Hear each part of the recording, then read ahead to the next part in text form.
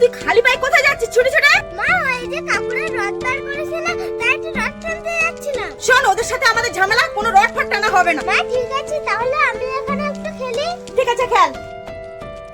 মেঘনা চাইতে চল। আরে রথ এসে গেছে, মা চলে গেছে। এক কাজ করি, এই সুযোগে রথটা টেনে আসি। এই দেখ, এই টাকাটা আমি ভান্ডার থেকে বের করেছি, জগন্নাথকে দিয়ে প্রণাম করব। ওই তো এসে গেছে, দাঁড়া একটু আমি প্রণাম করব। হে প্রভু, আমার মাকে সারা জীবন সুস্থ রাখো। কোনো দিন যেন আমার মাকে ডাক্তারখানা না যেতে হয়। আমার বাড়ির দিকে যাই, না হলে মা আমাকে আবার খুঁজতে বার হবে। দাঁড়া, কার কথা মতো গেছিস? হ্যাঁ মা, আমি নিজের থেকেই গেছি জগন্নাথের কাছে তোমার সুস্থ কামনা করতে। আর তুমি সবসময় ডাক্তারখানায় যাও, যেন তোমার সব রোগ ভালো হয়ে যায়। আর তাছাড়া আমার ঝামেলা তো কাকুটার সাথে, বাবা জগন্নাথের সাথে না, তার সমস্যাটা কোথায়? বাবা, তুই ঠিক বলেছিস, আমারই ভুল। জয় বাবা জগন্নাথের জয়।